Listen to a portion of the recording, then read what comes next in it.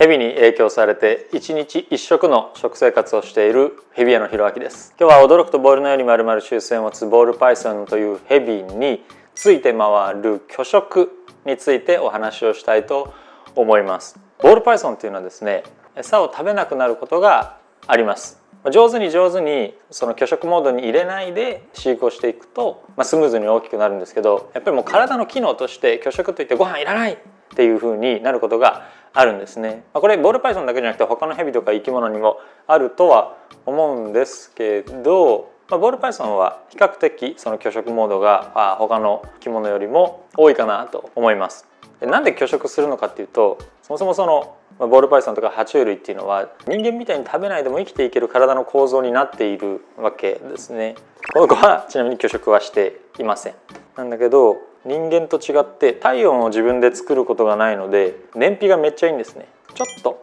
ご飯があれば長い間生きていける体の作りになっています。むしろ食べ過ぎるとトラブルがあるので、ちょっと食べ過ぎたな、いらないなってなるとご飯食べないっていうモードに入るんですね。これが拒食と言います。ボールパイソンの。でどれぐらい拒食するのかっていうと、もう1ヶ月とかザラです。1ヶ月食べないんですけどうちの子死んじゃうっていうご相談をいただくこともあるんですが、1ヶ月ぐらいだったらもうね全然大丈夫。体の機能としてはね、心配は別ですけど全然大丈夫です。2ヶ月3ヶ月4ヶ月5ヶ月6ヶ月、長いとねうちで最長だと1年半年ぐらい食べないで生きている子がいました。もうね仙人みたいな念能力みたいな感じですけど、とにかく一番大きいアダルトっていう、成体になると1年食べないでも生きていくことができます。これぐらいのサイズの子でも半年ぐらい食べないっていうことはあるかなと思いますね。でもその大事なのは期間っていうよりは痩せ方だから、普段から体重を測って状態を把握しておくっていうのはすごい大事なことだと思うんですけど、拒食してると体が拒食モードに入ってると代謝自体が思いっきり落ちるのでほとんどね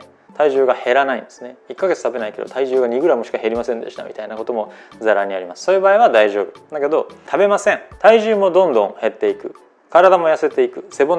肉が落ちて背骨がどんどん岩山みたいに尖っていって、こういうところの皮が余るってなったらそれは良くない拒食なので頑張って餌を食べるようにしてあげると良いかなと思います。で基本的には拒食はそんなに心配をすることはないんですけども、そうは言っても基本的には拒食というのはボールパイソンの体の機能なのでそんなに大きく恐れる必要はないんですが、拒食に入ってしまった時にどうやって餌をあげたら食べやすいか、さっきお話ししたように良くないパターンの拒食、体が痩せていってしまうけど食べない、こういう時にどうしたらいいのかっていうことを3つお話ししたいと思います。まず1つはね、もう簡単に言うと暗くする。ボールパイソンっていうのはもともとのアフリカ、もともと生まれ育った場所では穴蔵の中とか、土の中とかそういうところに生きてるんですね。基本的には何かが見えたり何かに見られたりっていうことがない環境の変化が穏やかなところで生きているわけですね。でも僕らっていうのはこういうふうに透明なケージで飼ったりするじゃないですか。それは飼育する人間と動物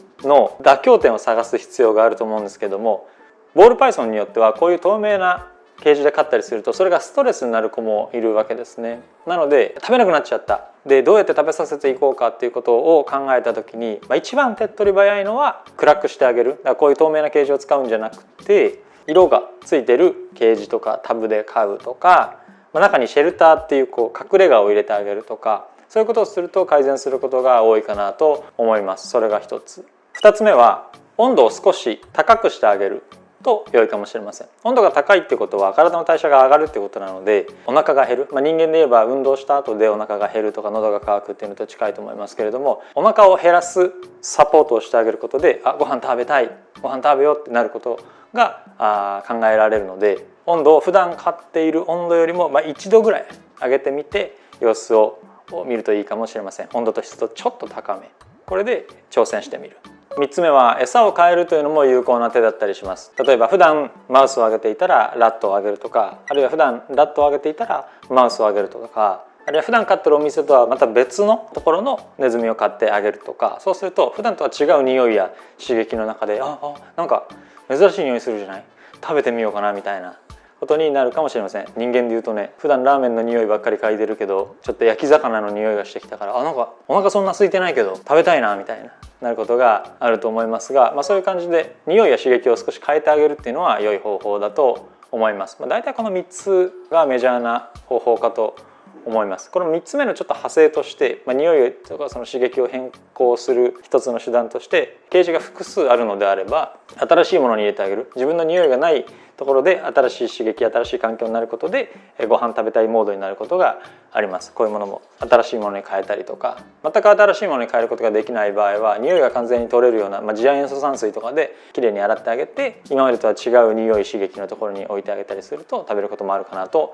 思います。強弱になってしまった場合はそういう対処をしていくと食べてくれることも多いんじゃないかなと思うんですが、全般的に多分日本の飼育者がボールパイソンの飼育者が陥りがちというかしがちなことは、餌あげすぎっていうのがやっぱあって、餌食べないことで問題になるっていうことよりも餌食べ過ぎで問題になるっていうことが結構あるんですね。最初にお話ししましたように、この気色っていうのはボールパイソンがもともと持ってる体の機能システムなので、それに入るってことは、食べ過ぎとか多すぎとかそういうことがあったりしますから、2日に1回あげてるんです、うちの子は3日に1回あげても食べるんですっていう話も聞きますけど、1週間に1回ぐらいで十分なんじゃないかなと思います。こういう小さい時でも、大きくなればそれが 2,3 週間に1回とかになっていったりはしますけど、お腹いっぱいになるとしばらくいらないってなるので、常に腹8分目を心がけながら上げていくと、コンスタントに上げていくともうずっと食べ続けるっていうサイクルに入っていくかなと思います。人間もなんか子供を大きく育てようとか、自分が体を大きくしていきたいっていう時にそういうことって言ったら、ある時すっごい食べて、ある時すっごい食べないで、朝はもうなんか5人前食べますけどその後は全然食べませんとかっていうよりも、常にこう食べている方が体大きくなりやすいと思うんですよね。食べる日と食べない日があるとかっていうよりも、適切な量をずっと食べていくっていう方が体にとっては良いと思います。それはボールパイソンとも同じなので、腹満腹にする量をいきなりボンと上げるとか過度な頻度で上げるっていうよりは、腹8分目ぐらいでずっと継続して食べさせていくっていう方が結果として大きくなるし健康にもなるんじゃないかなと思っています。今日は驚くとボールのように丸々習性を持つボールパイソンというヘビが陥りがちな拒食になる原因、そしてなったらどうしようか、どうすればいいかっていうことをお話をしました。当店の販売しているヘビ覗いてみたい方は概要欄にあるホームページからご覧ください。飼育やご購入についてご質問がある方は公式 LINE からお問い合わせをお待ちしています。国産の自家繁殖ラットの定期発送サービスも行っております。概要欄にあるラット専用公式 LINE からお申し込みください。ただいま期間限定で毎月12名の方に送料だけで10匹のお試しサービスを行っております。ご希望の方はラット公式 LINE からお試しラット希望とメッセージをください。